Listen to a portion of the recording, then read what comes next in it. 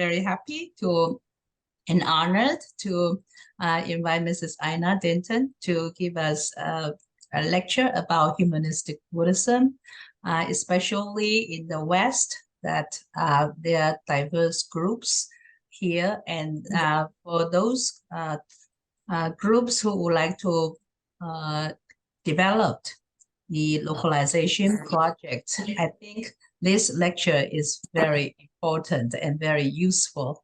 So let's welcome Mrs. Aina Denton. Thank you. Oh,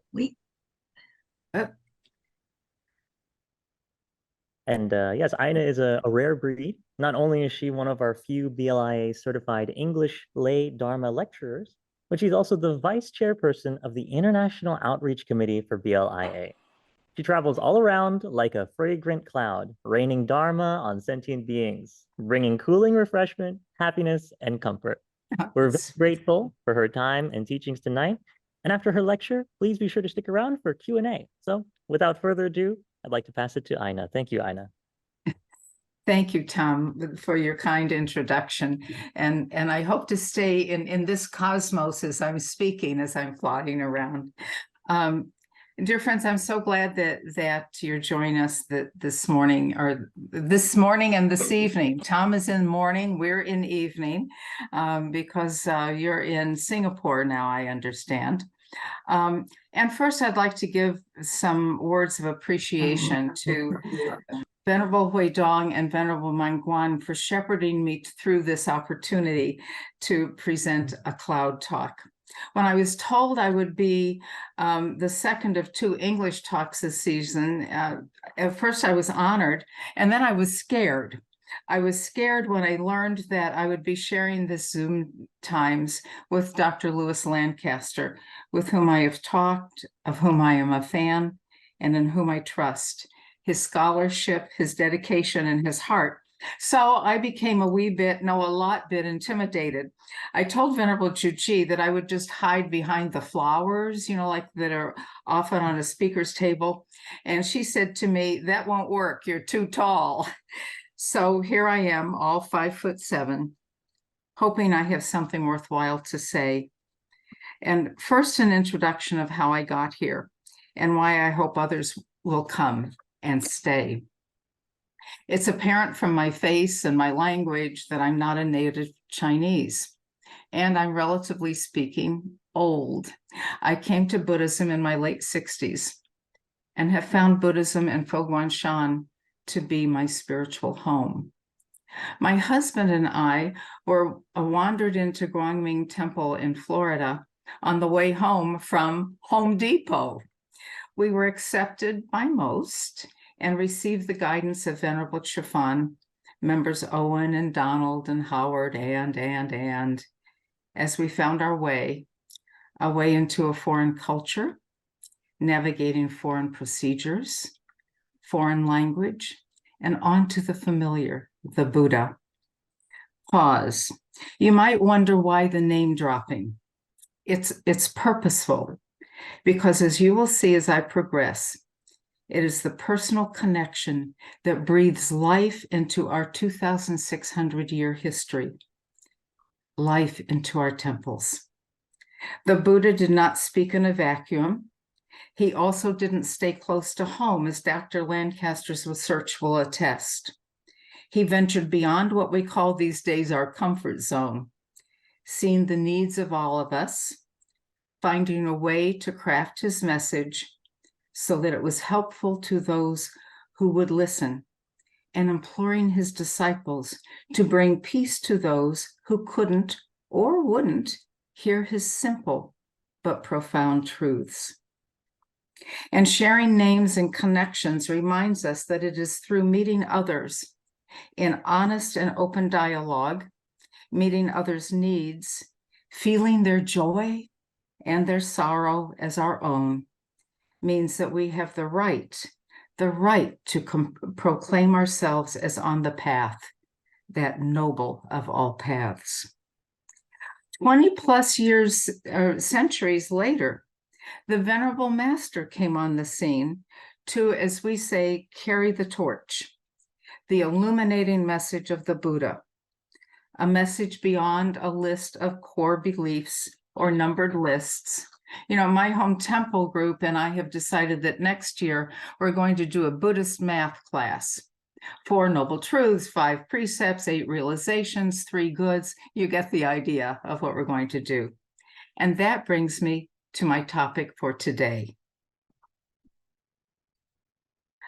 Our agenda, enough for a week retreat, or maybe a lifetime, we will abridge into 50 minutes or so. We will define humanistic Buddhism. Sometimes we oldies need a refresher, and it might be an intro for newbies. Then a short review of some research findings, but I will encourage you over and over to read the full studies. And then how Venerable Master's 4 core points of localization can guide us through ways to meet the diverse spiritual needs of a diverse population that is now coming to our temples. During this section, I will also share my numbered list, a DIY, do-it-yourself list, a way to assess needs and plans for our friends in the Dharma. I always like to find a short, to the point, wise Dharma word to end, and we will do that again this evening. Then, if you have thoughts, questions, comments, the floor will be open in this Zooming world of ours, and Tom will be our moderator. Let's look at humanistic Buddhism. We will begin with a recap of what the Venerable Master, how the Venerable Master defined humanistic Buddhism. A lot of times we Westerners, especially of the Judeo-Christian backgrounds, ask me, what is this humanistic Buddhism? Thinking Buddhism is Buddhism. I explain, think social ministry. See what people need and meet that need. And then they get it. We're now speaking a same language, and we go forward. Humanistic Buddhism is the integration of our spiritual practice into all aspects of our daily life. It isn't a phrase or a feel-good definition. It is the hard work of being a compassionate, moral human being, tapping into our Buddha nature. As we review, think about our temples as the universe in which we are practicing HB, just as the entire universe is in a drop of water, so is the temple. We are a universe. Bring HB home inside our temple gates. My explanation is more of a how-to than an historical explanation. How do we do this HB thing? The Venerable Master outlined 6 characteristics, as you saw on the slide before. The first is humanism. The Buddha was not a spirit, not a god. When kids come, I say he was a guy, not a god. They get that. He wasn't an imaginary figure. He was a human being who was born into a human family, just like you and me. Well, not exactly like you and me, because he was a prince. And he led an extraordinary life, a life of observing the world, learning the nature of life, and gaining a wisdom that he didn't keep to himself. He shared his wisdom, what I call wisdom beyond wisdom. We call it prajna wisdom. And he imparted this wisdom through his ordinary human existence. As a very human, he probably also had tummy upsets. And if he were here in this century, he would probably also have a little bout of COVID. Then we look at the emphasis on daily life. In his teachings, the Buddha placed great importance on daily life as spiritual practice.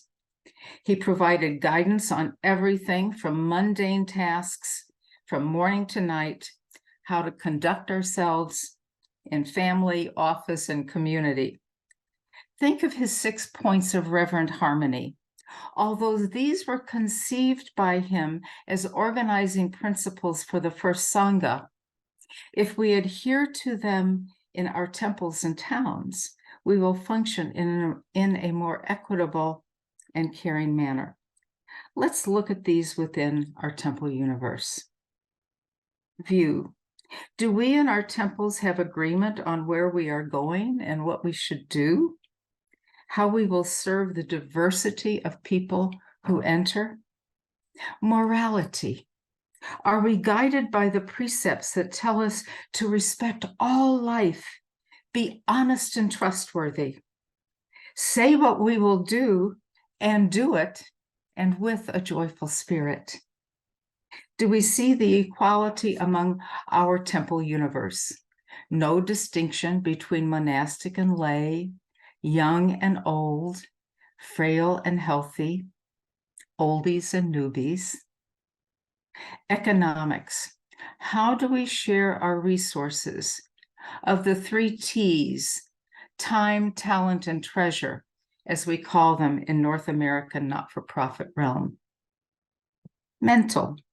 Are we singing from the same page? Have we done the hard work of putting our goals on paper, developing a clear purpose for our actions? Have we diligently worked to get a temple-wide buy-in to our trajectory into the future? Verbal. Morality requires honesty, but sometimes are we what we say honest to a fault, meaning that we are too blunt, too combative, too accusatory in our speech? How do we communicate with gentleness and respect, even when corrective action is necessary? And do we speak to our children and yaddies with love, interest in their insecurities, challenges, and aspirations, knowing that they learn much more from us than we think? Physical. Our temples are busy, sometimes crowded. How do we share both the physical space of shrines and rooms? And do we also honor the physical space of those needing time to talk, to cry, even to laugh and dance and be loud and silly? If we can answer all of these above in the affirmative, we are ready to meet the needs of those who come looking for a spiritual home, as diverse as they might be in face and in circumstance. Let's look at joyfulness. The Buddha teachings give people joy, a way beyond their disappointment, disillusionment, discouragement, what we call suffering. We are reminded that joy comes from acceptance of our cause, condition, and effect world, knowing that the present moment will be past, and we have an opportunity to go forth with equanimity, resolving to dedicate ourselves to compassionately respond to life's challenges. We then have the wisdom to let things of minor consequence be, but change what needs to be changed for the betterment of our temple community. Our temples express this joy through music, prayer, study, lively discussion, a welcoming cup of tea, maybe iced tea for us Westerners. Altruism. The Buddha's whole purpose was to bring this love and joy to all people and to compassionately care for all people, even doing the stinky stuff. This is my favorite picture of the Buddha, caring for a dying man, a monk who was perhaps not the kindest of characters and was left alone by his community, thinking maybe that he deserved his situation. The Buddha administered to him as we would our mom or our child. Altruism is deep care for others, caring without judgment, caring simply because the care needs to be given. People come to our temples with many scars, sometimes testing our resolve to be there for them. How do we treat these strangers and at the same time protect the temple, the people, the resources? The Buddha would find a way.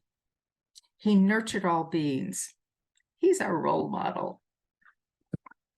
So now let's look at timeliness.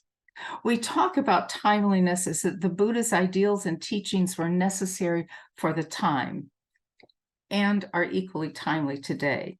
I take another bent on timeliness.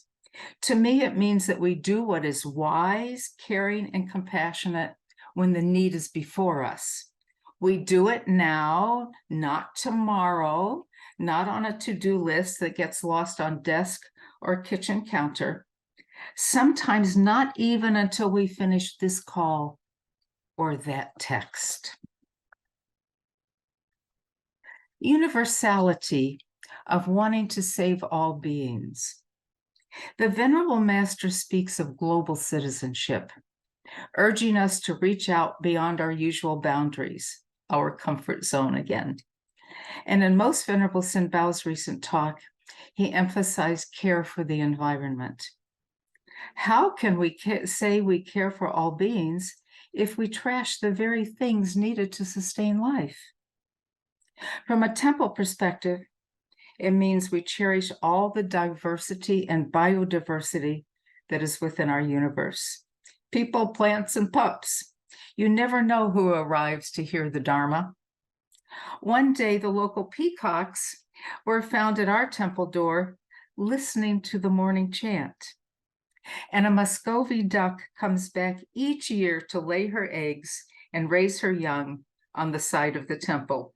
Venerable Chifan one time said, she knows she is safe here because we don't cook with eggs. Oh, a reason why I chose the picture on the top of an officer caring for a dying dog, isn't that reminiscent of the Buddha caring for a dying man?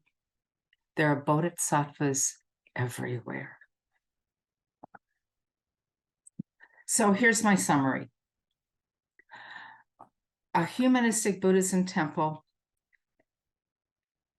respects the worth of everyone, lets the faith in the Buddha's teachings and moral action be our guide, and through a loving embrace, lets everyone experience the temple as their home, their family, their spiritual home. In preparing for this, I looked at some research that I had run across Monica Sanford's work on academic.edu. I read her paper. It's a short one. It's like 20 some odd pages. She did a study of Silai Temple. And then that led me to Googling localization of Buddhism. And there I found Venerable Zisheng's paper, her master's thesis on localization at Nantian Temple in Australia.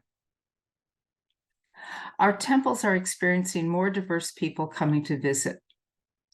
Out of curiosity for seeking a spiritual connection or bringing greater meaning and understanding to their lives. Dr. Monica Sanford and Venerable Zisheng, in their research, tell us who these diverse populations are and their experiences in coming to our temples. We also gain insight into how the temple monastics and leaders see the challenges that they face in helping people find a spiritual home. I'm sharing only a very small, weeny part of their research. As you continue your temple work, please study their fine papers to help you. I will give you a link at the end of this segment, and it will be time for a screenshot.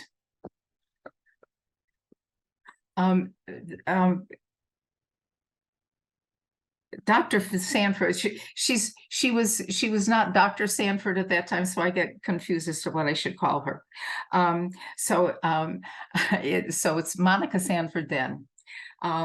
Called her paper "Getting It Wrong: The Feeling of Buddhism in America." And she wasn't really saying that there was anything wrong. She was more saying that it's not the opposite of right. It's just that something just doesn't feel quite right, both from traditional Chinese in this changing environment and new people coming into the environment. It's sort of like having on an ill-fitting shirt. And she talks about how there are three primary cohorts of people who come. The first is I call these people seekers, the immigrant Chinese seeker. The primarily Taiwanese immigrants feel at home in a place that looks like home, sounds like home, smells like home, tastes like home. And it's a refuge from an unfamiliar and sometimes, unfortunately, in our country, a hostile place to live. Then she found that the local Westerners come with a variety of backgrounds. You know, when you look at this picture, nobody looks like the other. It would be, I'm thinking of Sesame Street. Which things don't look like the other? We don't. Yeah, we're a polyglot of people. And the Westerns who come in have a variety of backgrounds, ethnicities, interests. I found that some are simply curious because the building is odd to them. Others are seeking meaning in their lives.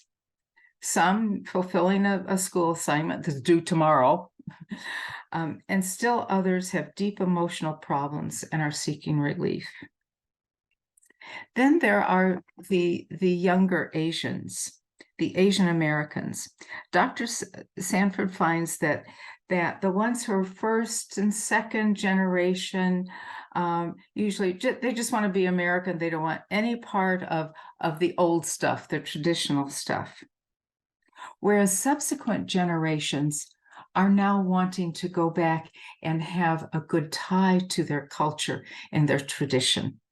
And I'm going to take a moment to share a story of John Ping, who's a member of our temple. Her mom recently died, and I went to the funeral. And her daughter talked about the first time they went to China as children. Her mom found a pizza parlor for them. And she also learned a lot about China and about the traditions of her grandma. And what she said in her eulogy to her grandmother was that she helped me have pride in my Chinese tradition and still be fully American. And I think that that's what our younger people are looking for.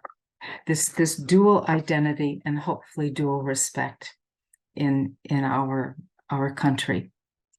Dr. Sanford goes on to discuss the challenges of localization and standardization, but you got to read her paper to hear that part, because now I'm going to tell you a bit about what Venerable Zisheng found. She did a deep dive into the attitudes and observations of volunteer staff and monastics at Nantian. And I'm picking out, again, just a sliver of the important data. She took a different approach in her study. She interviewed people who come to the temple and those who are temple volunteers and monastics. She wanted to hear directly from them how they saw the challenges of Western people not remaining at the temple long term. Her study includes detail of her interviews, and I found them to be thoughtful and forthcoming. So here is a very short synopsis of her findings. Everyone said that it's important to know the local language. It's also important for temple people to have an interest in Australian culture. Is that a culturation thing that goes two ways? That we need to take time to listen to people's needs. That was said both from the monastics and from the Westerners. We need to hear them. Please hear us. Also, it's important to blend our cultures, East and West, instead of having two separate communities within the walls. And give more than educational classes to meet needs. They said that a lot of times people will come to the class and then go. And I saw that today in our parking lot. People were there for a class and then they left. They're not feeling part of the temple community. It's also important, her research found, to understand what it's like to be an outsider and have training programs so that Westerners know what to do, whether it's ritual or how to do basic maintenance things that they're doing. They want to do it right. And we have a responsibility to not just say, go do, but here's how. And in all of this, they were saying we need to really emphasize the practice of humanistic Buddhism. So now it's screenshot time. Screenshot, take a picture. These are the two studies, and this is where you can find them. You can also find Venerable Zisha. Oh, I noticed I misspelled venerable there. Venerable Zisheng's article through Fogwangpedia, I believe. Oh, and by the way, I don't know if you noticed, Monica Sanford got her Master's of Divinity at University of the West, our university. Okay, so our task is to open our mind with a can-do spirit, and that's the next slide. Finding a way to meet the needs of our ever-growing diverse community. We talk about how we individually are not the same today as we were yesterday or will be tomorrow. Same for our temples, same for our world family. We're changing and we need to adapt to that. So now that we are aware of our responsibilities within the diversity of our temples, we need guidance. And of course, the Venerable Master again comes to the rescue. He gives us a general outline of what to do, but he leaves it to us to figure out what exactly to do based upon local conditions. It's called the 4 core points of localization. Localization of language, custom and culture, habits, way of life, and education. I don't know when he first penned or spoke this guideline, but I have read that we are still trying to put them into practice, sometimes with great success. In some instances, in some temples, not yet beginning the process. Also, I observe many starts in temples, but difficulty sustaining momentum. It's hard work, this meeting diverse needs of diverse populations. However, with a will-do spirit, we will move forward. Let's look at each of these 4 points and see what it means and how it can look.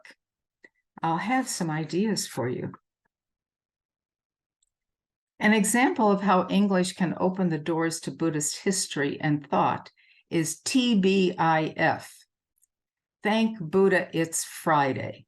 And that's the next slide. That's a program of Sifang Temple.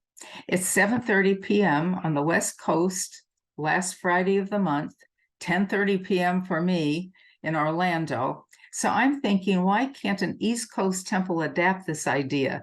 Create a TBIF-E. I know Venerable Miazang would gladly share their how-to, and I could get to bed a little earlier. When I think of being American, now we're going to go to localization, custom, and culture, I'm sorry. When I think of being American, I envision parades with school bands, clouds, high school flag throwing kids, home decorated floats, and waving flags. Here's a favorite of mine, an Independence Day parade, an American Buddhist temple. They even won a prize for their display of American pride. Unfortunately, I cropped Venerable Zhihuang's flag waving technique. It was truly American. The Venerable Master would say, yes, you are American. You have earned that global citizen passport. And, you know, everyone loves love. Here is an example of celebrating with a Buddhist twist. The monastic and lay presenters were from the East and West Coast. We did this on Zoom. It was during COVID. East, West Coast with a dip into Texas for good measure. The history of St. Valentine, how we celebrate in schools, how to make a Lego heart as a present. On to the discussion of the deep meaning of love as taught in the Four Divine Abodes. On to personal recollection, ending in loving kindness meditation and transferring of merits to all. And this was Zoomed in an hour or so. There was even time for attendees to talk about gaining a better Buddhist understanding of that little thing called love. Then we go to localization of habits and way of life. Think of localization as a two-way street. By sharing with one another, we become one. I have chopsticks in my kitchen and a lot of jars of oils and other condiments in my refrigerator because now I cook Chinese as well as Western. So create programs for the Westerners that explain Chinese culture. At the time of Chinese New Year, we started an Under the Bodhi Tree program. And our first one was the Chinese lunar calendar and you. We had fun explaining the calendar, how it came about, what the animals are, had people try to pick their attributes and see if they fit with the animals, etc. And then at the end, talked about the Venerable Master's message for each of the animal years. It was a delightful time. People loved it. When it comes to Buddhist practice, we know that traditional chanting services, although interesting, does not give most non-Chinese and younger Chinese, non-Chinese speaking what they want. Here's an example of how to meet these needs for a spiritual connection. It is less formal, different music. Well, see and hear for yourself.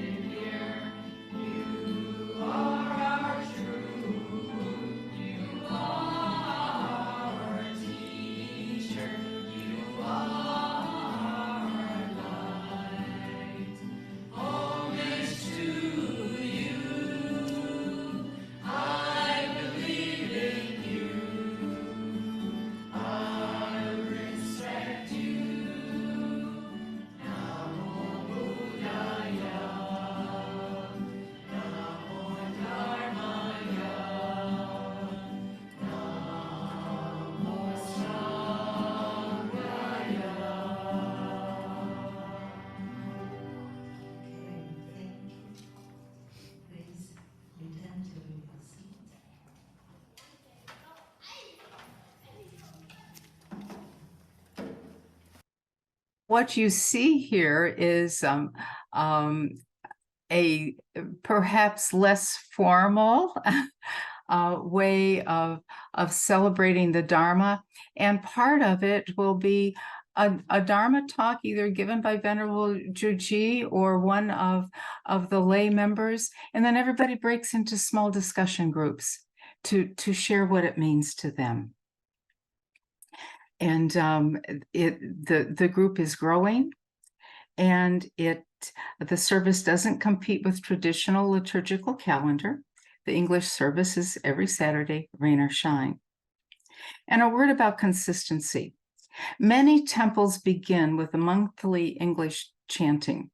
Then other parts of temple life get in the way so that there are cancellations and postponements. Consistency is important if we are to see our diverse populations as equally valued. We have encouraged to have standardization in our temple. We can do that too for our English-speaking community. It just might look a little different. You might have a lucky band playing. Now let's look at localization of education.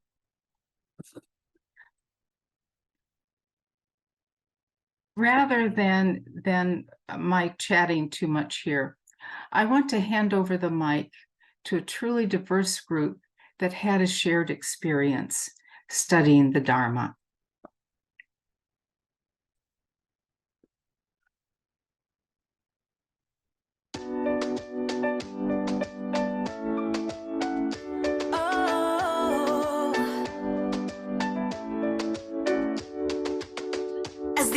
Spinning round, dancing in the night.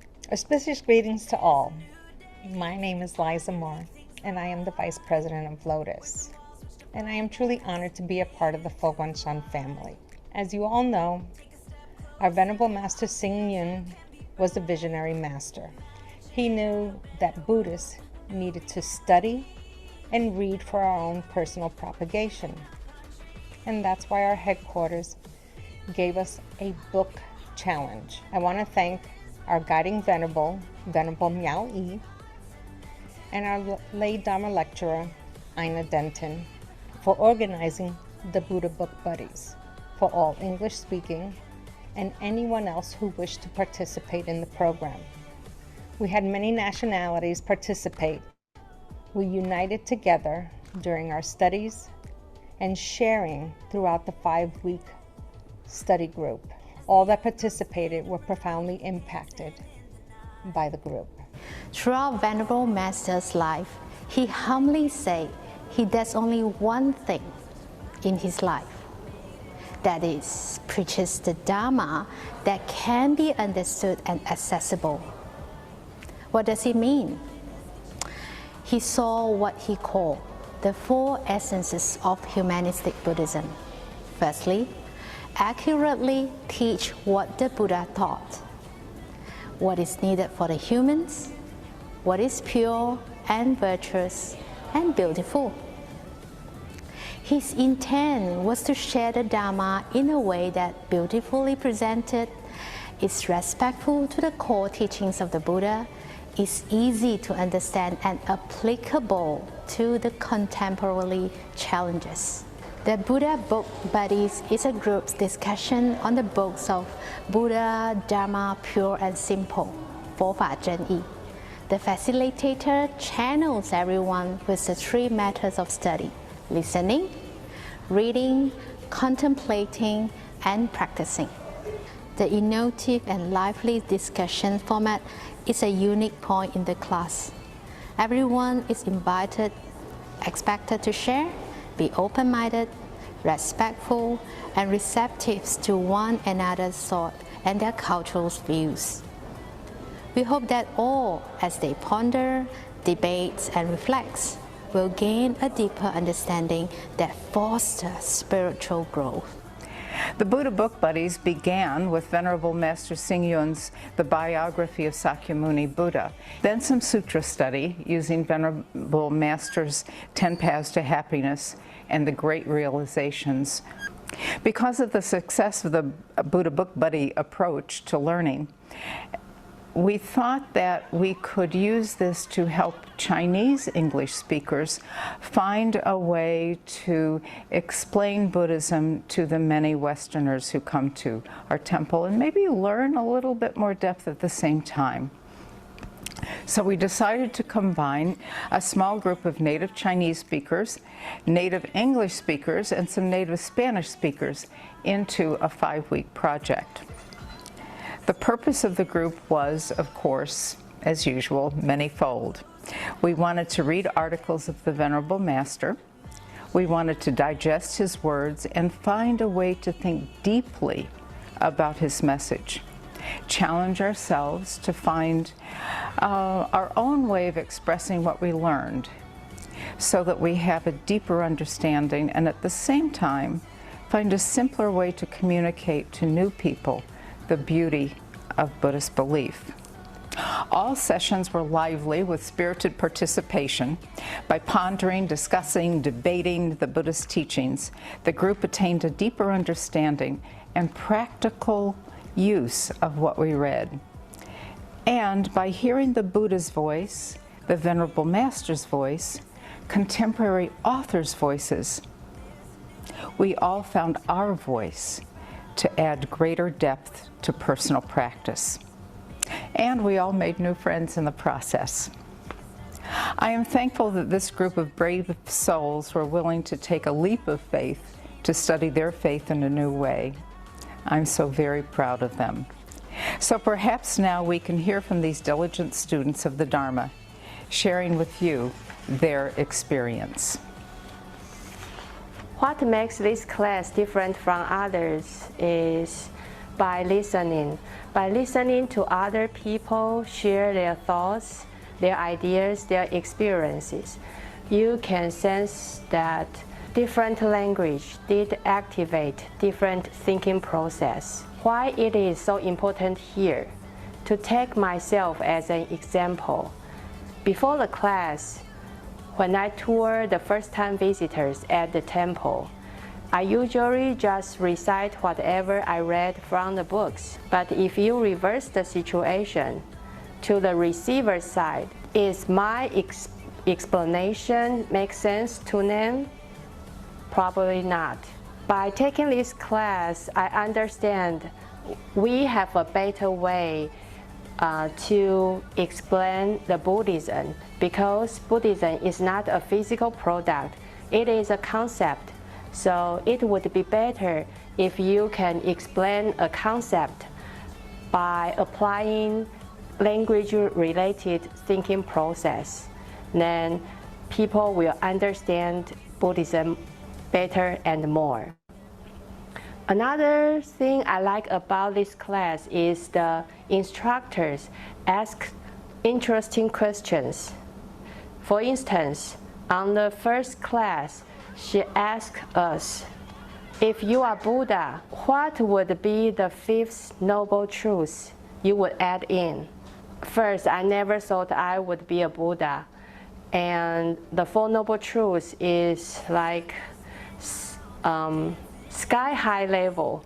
So I never thought I could add in or drop off any items from the 4 noble truths. Isn't that question interesting?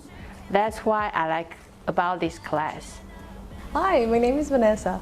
I'm really happy to be sharing my testimony about how I've been being all these 5 weeks on the temple. I think I found the Buddhism in a place where I was looking for another perspective of the things. It's really helping for me this past 5 weeks, all the knowledge that I've been getting from Aina. One of the things that is really been impacting me is the impermanence, how the change of the stuff is normal, it's part of our life.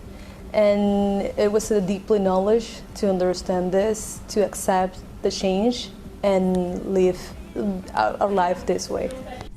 大家吉祥，我是佛州协会副会长李秋红。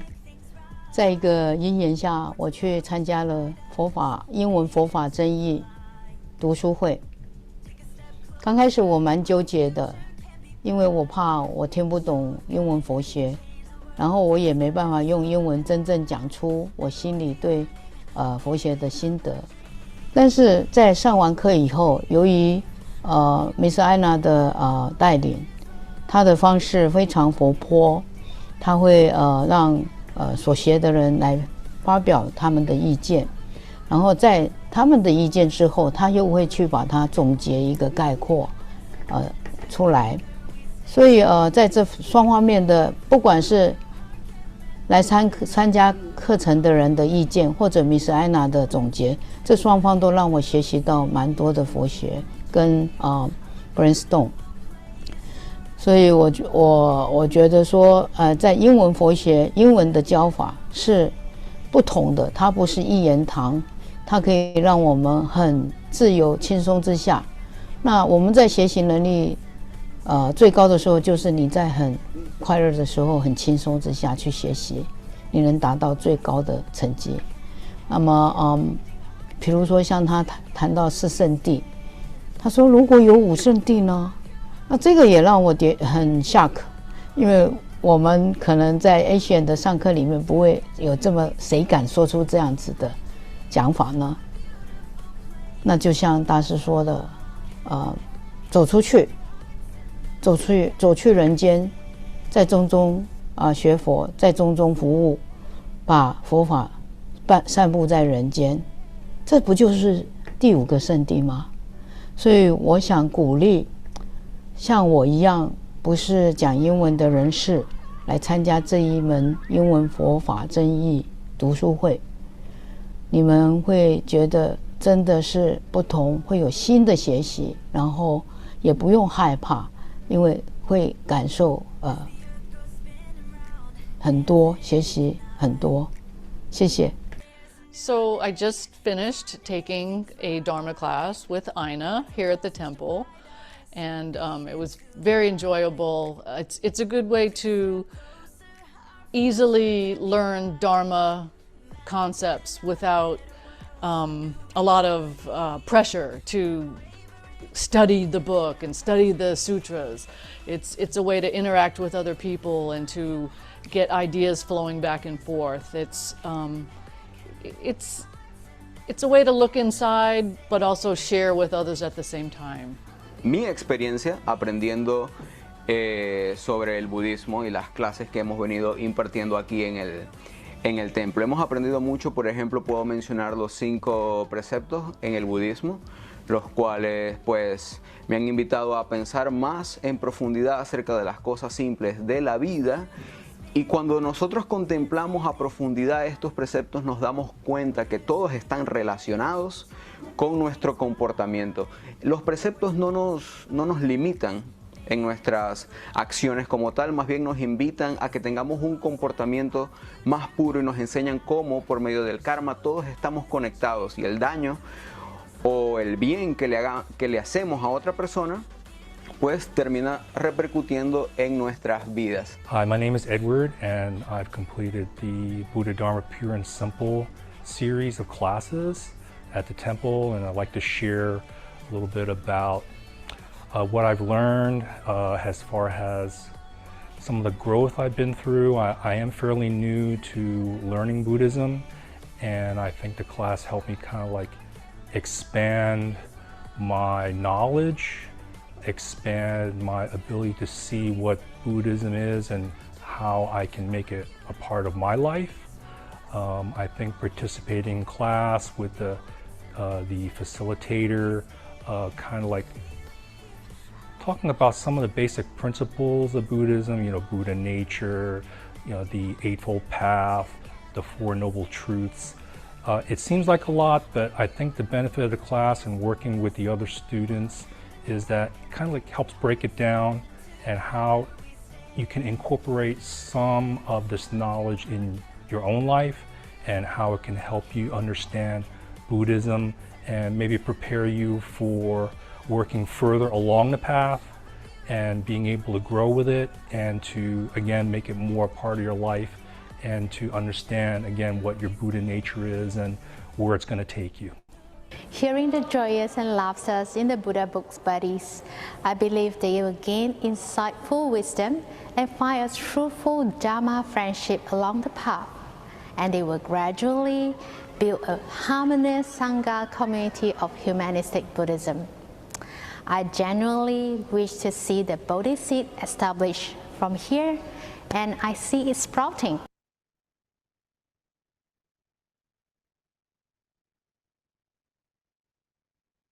He saw it sprouting, and it was sprouting. I wanted to share that with you because it really relates to a lot of what was found in the research, that people are wanting connection, they're wanting to learn. They sometimes feel isolated and not part of the whole. And if we're not part of the whole, then we're not whole. And we have an opportunity to continue our good work and begin it where we have not yet focused on embracing a diverse community. And I always want to remind everybody that diverse community doesn't mean Chinese versus Western born.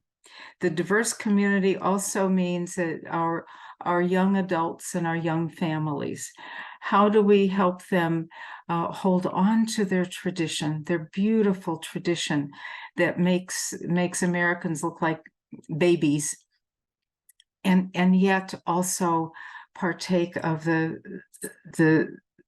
culture in which they're living, and how do we find a way of sharing Dharma among one another. I would be curious as to what you all might think why I asked the fifth noble truth question.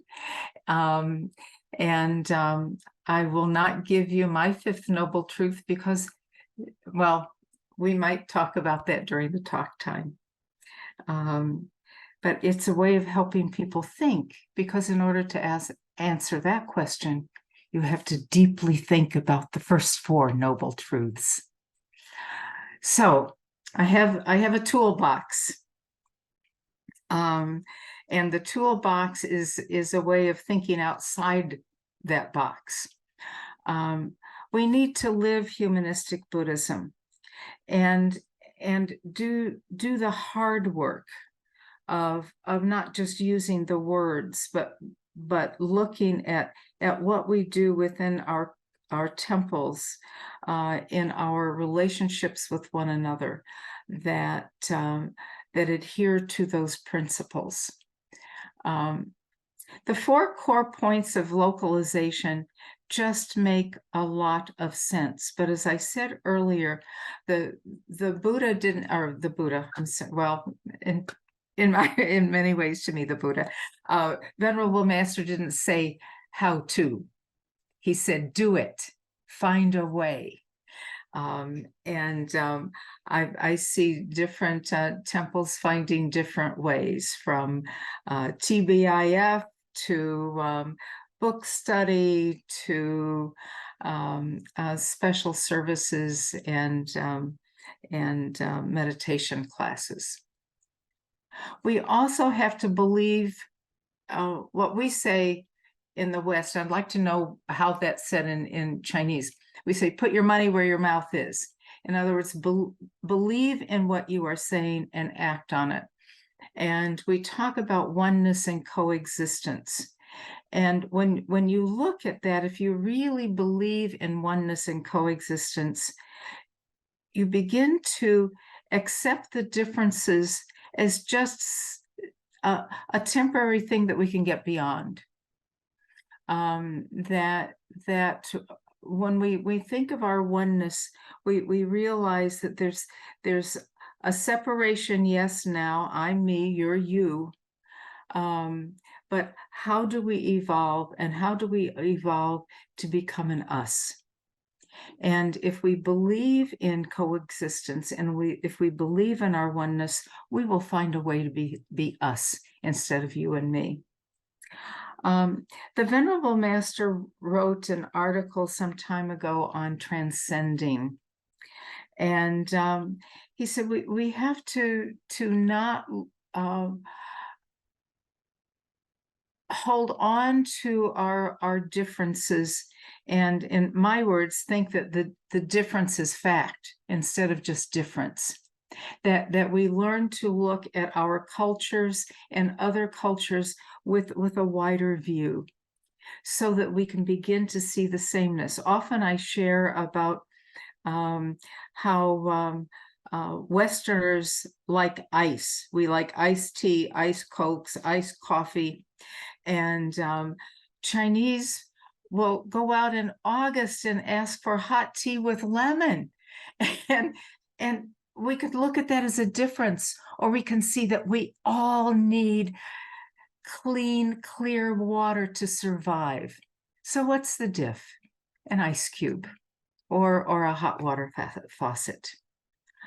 We should also have courage to try new things and new ways. A lot of times we do what we do, not even because we like it anymore, but it's familiar and we don't have to think out of the box. And when we think about doing things differently, it opens up our eyes, and it also opens up our temple universe for more people to come in. The only way we can have courage is to have confidence that we can meet the needs of people who are coming into our community. And when we have that confidence, then we're willing to try these new things. And we also have to have the confidence of being able to overcome failure.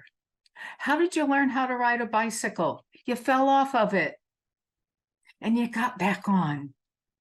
And eventually could just speed down the street.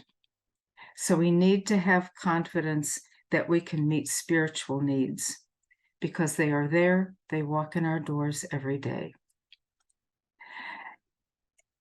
And when we do that, then we will know that we're creating a spiritual home for everyone,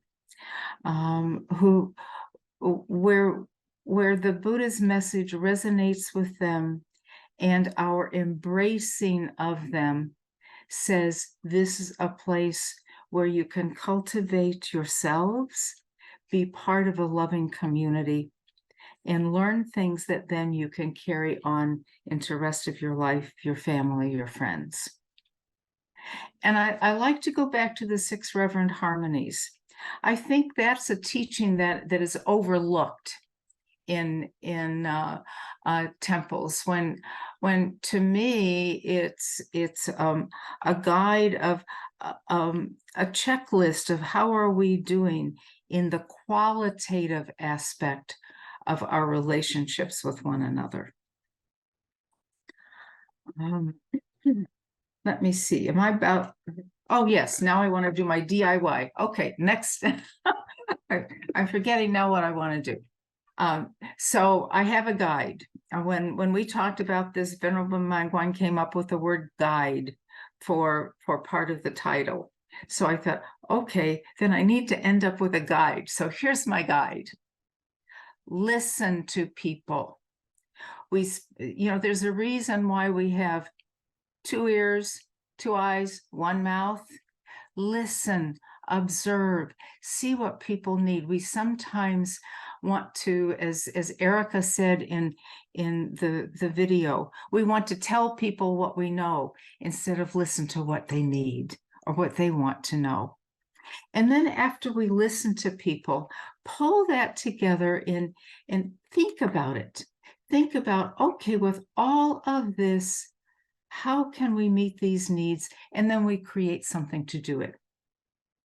And don't forget to integrate the populations in the community, in the temple community. The Westerners want to be part of the Chinese culture.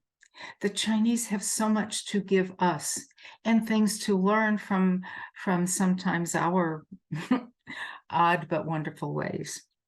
So we integrate all of that, then actuate that plan. And as you are doing things and you see what's working and you see what's not working, that's the evaluation. Don't be afraid to say, this isn't working, this is working, we need to expand this, we need to pull back here, we need to do some explaining over there. So you look at what you have created, you see the strengths to take forward, the weaknesses to change, the things that are not helpful at all to eliminate. And then you start all over again. You start listening again. You start thinking about what to do. You create something new. You make certain that you're finding ways of integrating all of the wonderful people in our temple, and go on and on. It's a cycle. It's what we know about impermanence. Vanessa mentioned impermanence, I think, in the video. So that's sort of my story, and I'm sticking to it. I would like to end, as I like to do in my classes, with some words of wisdom. And I think that a lot of times when our leaders give talks, we like, yeah, that's nice, but we don't take time to contemplate it. And this is something from Most Venerable Sinbao. I think maybe he spoke these words in Taiwan in October. He says, living in the crowd, I am thankful. Living among others is an opportunity for spiritual practice. We should grasp these opportunities and be grateful for them. In public, we are just one of many. Whether we become more self-centered or more selfish depends entirely on the wisdom in our heart. And then I would like to end with words of the Venerable Master. He says, and I say says, not said, because I think we need to keep his memory and his work alive and become him. He says, faith in humanistic Buddhism shall lead to the purification of body and mind.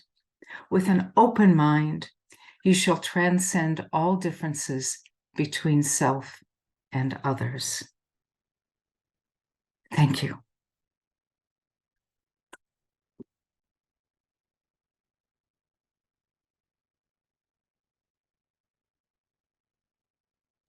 Wonderful. Thank you so much, Aina. That was such an excellent discussion and topic. Yeah, really appreciate your presentations. And now we'd like to open the floor to sharing questions, comments, and thoughts.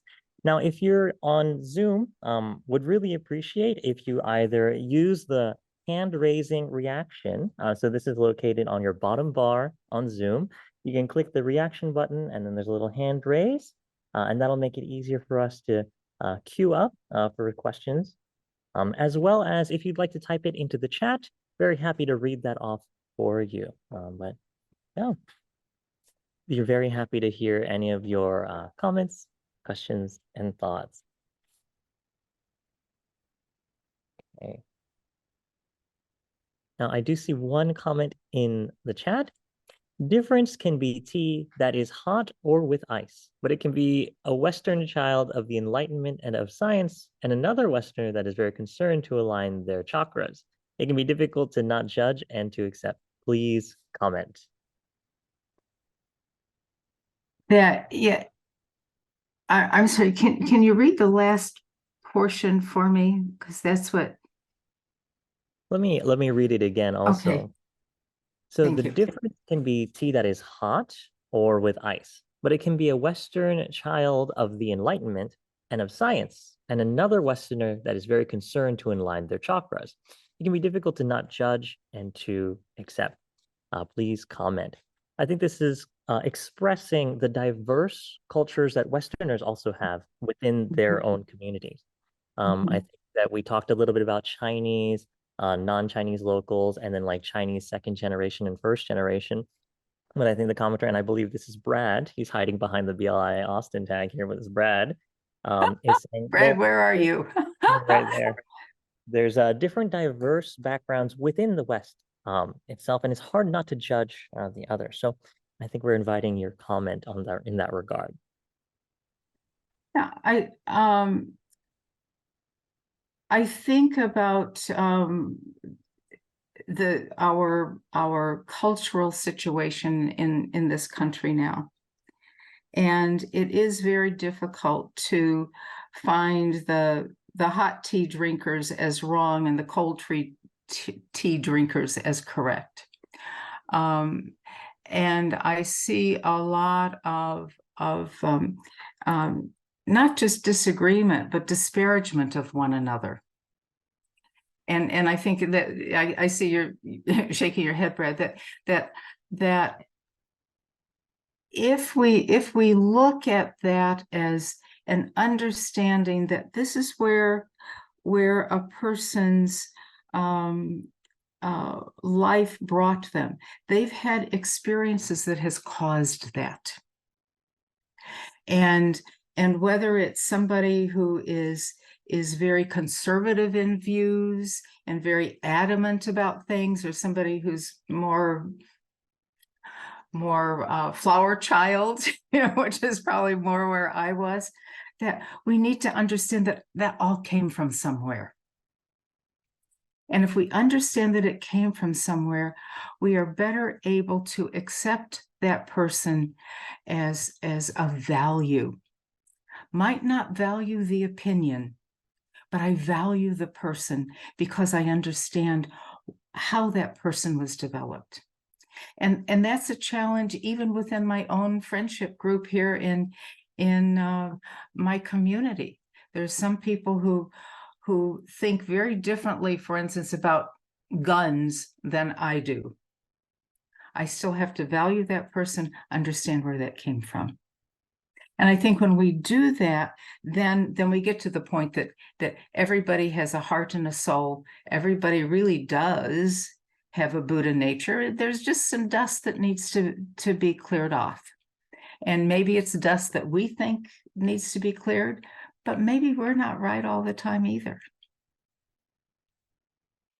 That's my thinking, Brad. Okay, thank you. Thank you, ma'am.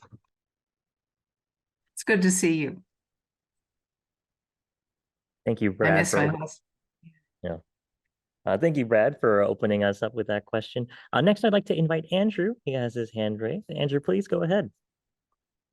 Hi, I just want to say, amazing presentation. You have me sitting here thinking about the fifth noble truth, as I would see it.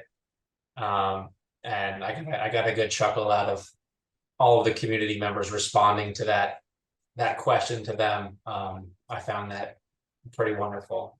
So thank you for doing this tonight. My question is, as someone that has clearly had a lot of success sort of galvanizing, a Sangha into, a diverse, contributive sort of crowd. I find myself, I'm pretty new to the Austin Foguangshan, and I've, kind of taken a leap in. I find myself at times having, a lot of energy sort of to want to contribute, but having a hard time sort of coalescing it, or, finding a way to refine it, to identify, what the biggest needs are, and sort of turning that into. I know some of it probably comes from inexperience, and there's lack of experience, and and I'm sure some of the questions I have will get answered sort of over time of being involved in stuff. But when you have a lot of moving parts, a lot of people coming in and out, we have a small but strong core group of people, and but I find myself having a lot of energy. I'll be taking the 5 precepts and the triple gym here shortly next week, so looking forward to that. But to have the energy and know that if you direct it in a place, it will have a large impact, but kind of struggling to find how to refine it into something with mission and purpose. I don't know. Do you have any thoughts on maybe the best way to? Yeah. for everyone here, this is where many Westerners come in. We're trying to find purpose. We're trying to understand a culture that we don't quite know where we fit. We want to learn the Buddhist teachings, and at the same time, we want to be productive in this newfound community. And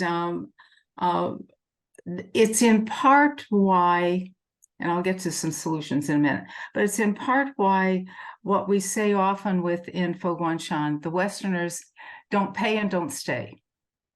They don't know how to support a temple, and they don't stay because the trying to figure it out just gets to be too much, and people will leave.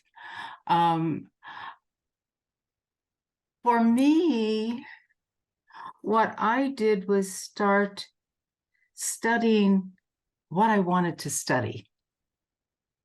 I started learning basic concepts and precepts. To this day, I probably have read, well, not that many sutras. And whenever I'm doing some sutra work, I use Bhikkhu Bodhi's book. I don't know if you can see it here on this. Oh, there, I can do it that way. And it's little snippets, because it's overwhelming to try to learn it all. And we're coming in wanting to learn it all. We're wanting to have purpose, and we don't give ourselves time. So my thought is back off the expectations. Let, as we say, let the Dharma waters flow. You know, do what is comfortable. Spend time learning from one another. I think a lot of times, because we're also, as Westerners, we're problem solvers. We also want to come in, we want to figure it out, we want to get an answer, and then do something with it. And we're coming into a culture that is more understanding and hearing. I think of it as more lyrical, and we're more linear. So a lot of times, even when we hear a Dharma talk or we read something, we think it's not making sense to us because we want it to be a problem to be solved and get an answer. I don't know if that's making any sense at all, but I'm just saying, take it slow, find a buddy. You know, when I go to the temple, there are certain people that I gravitate to, and it's sort of like a family. There's some people that you want to spend time with, and other people, hi, how are you? You know, and that's okay. That's okay.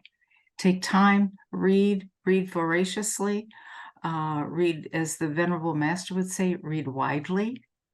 And when you come up with things that need to be decided, in my mind now, the precepts, and I'm glad you're taking the precepts, it's, don't think of it as a don't kill, it's respect life. It's not don't lie, it's be truthful. So you begin to use that as a screen for your actions and your relationships.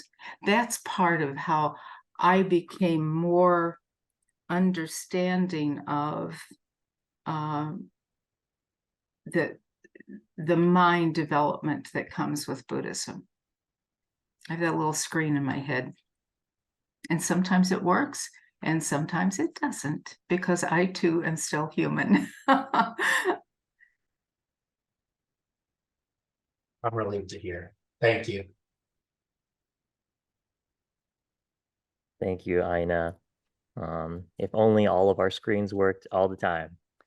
Yeah, I think mine has a great big hole in it, you know. In fact, the other day I had a frog in my house, I had a big roach in my house, and I had a lizard in my house. This is Florida. Screens don't work, but our hopefully our Dharma screens do. Great. I do have another question here from another one of our Austin attendees. So to give you context, in our Austin temple from the video that we just saw, we do have a Dharma discussion as well as a sharing after the Dharma discussion. And so the question that is being asked is, how can you gain confidence and therefore the courage to do public speaking in order to share the Buddhist teachings? Are there any resources that you can share to do this? My first comment was just get up and do it. My second comment is a little more serious. Venerable Miao Guang developed a three-step process of learning how to feel a level of confidence in speaking, in sharing Dharma. And it's really quite simple. You take a book, you know, one of the, oh, I don't have any of them here, but like the Dharma Pure and Simple books, and you choose an article that resonates with you. And you read it and then summarize it within 5 minutes. I read this article written by the Venerable Master about transcendence. And this is what he said. Next piece. This is what I got out of it. This is what it means to me. Next piece. And this is how I think it could mean something to you. You recall, I can't think of the word now. You capture the meaning. You explain how it resonates with you and how others can use it to go forward. If you do that, it's like 15 minutes max. It's not like almost an hour that I spent here. And just get used to doing it. You don't have to be a scholar. You don't have to know a lot. You just have to be willing to read and summarize, think about it in your mind and your heart and share with others.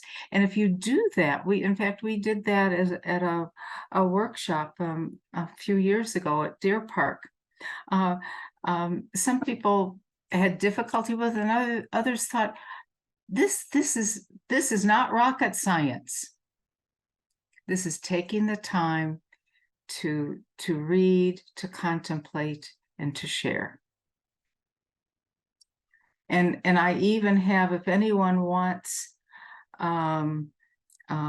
information on that, you know, the outline or whatever, I don't know how to do that, you know, how to capture emails or line addresses or something. I'll be happy to send it to you. Thank you. Great. And so given time, I'm going to have to combine a few of these questions here so that you'll just have two left. So Yuri was asking, you know, on the T question, beyond culture by itself, isn't climate shifting multiplying the value of shared experience? As well as Mao's question, how do you face conflict in today's world from the point of view of humanist Buddhism? And so I think both of these questions are kind of trying to address the broader issues that we as people face. And so how can we use humanistic Buddhism to understand those difficulties and, you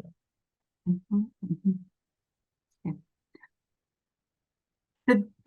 The basic core of humanistic Buddhism, in my view, is, or my way of thinking, is that it is to cherish everyone. Just cherish everyone. As the Venerable Master would say, give people what they need. If they need understanding, you listen and give that understanding. If they need physical help, you give them physical help. Take the tenets or the characteristics of humanistic Buddhism and think about that in your daily life, in your decision making. What I urge you to do, or what I wanted to do with this discussion, was have us really look at our temple community. Sometimes what we do is look too quickly out there and we don't take care of in here. We look at the world instead of seeing our family. You know, some people will have all sorts of turmoil in their family, but they're wonderful public speakers and they do marvelous things in the community. Bring it home. Bring it home into the temple.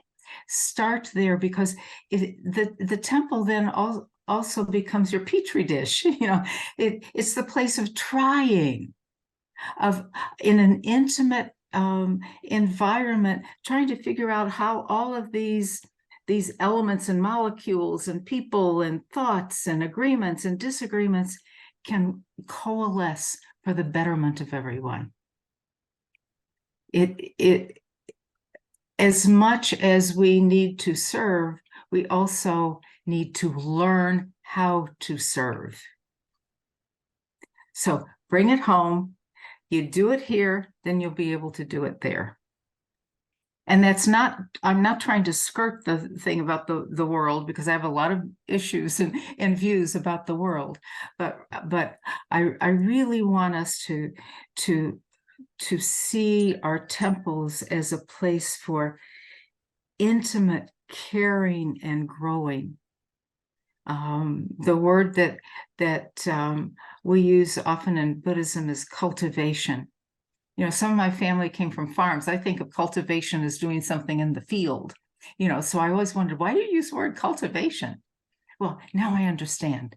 We're tilling that mind and tilling that heart. Wonderful. Thank you, Aina.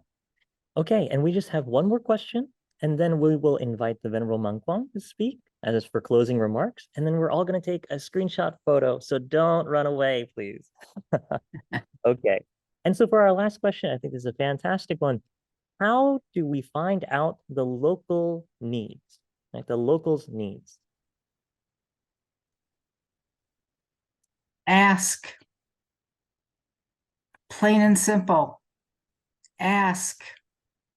What do you need? And now I'm talking about temple, the local needs of our local temple. What works for you here? What do you wish you had?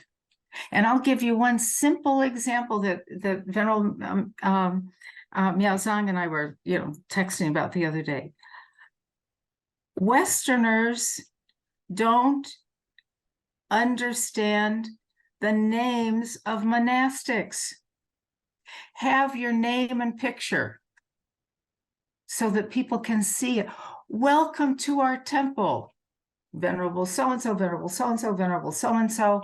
And if you need to do a phonetic pronunciation underneath, do it. They want to know who you are. So it's that simple and then people will feel more comfortable in asking. Once we help people feel comfortable, then their minds open and they ask. I would like to ask one last question. Did anybody come up with the fifth noble truth? And do you know why I did that? In order to think about, well, what would the fifth noble truth be? Because two of the people who talked mentioned theirs. Everybody in class, I called on everybody. You have to study the first four. And maybe that's the fifth noble truth. By studying the first four, we will attain enlightenment. Bada bing, bada boom, as we say. Microphone drop. Okay. Thank you so much. Right. This has been a fantastic discussion. I hope everyone has been enjoying their time here. And so please, Venerable Mankwang, we would really love and appreciate your words of wisdom as well. Hello, everyone. Just like every one of you, I was so amazing to have these talk. Yesterday, when I saw Aina send me her talk and her PPT, she made a lot of effort to do that. I can believe that. And I just asked her, Ina, you have 36 PPT and also 12 minutes video. How can you finish in 90 minutes? And she said, don't worry. So did you see all the 36 PPT with very, very not speedy? It's very slow and with Ina's explanation. So that's one thing was amazing to me. And the second thing is that when she talked about Chinese, when they go to the restaurant, usually, especially our nuns, we will ask, what would you like to drink? What's that? She got the right answer. Hot tea with lemon. That's why I think that's good. She knows because she get into our community. So that's very important to open our heart and we step up.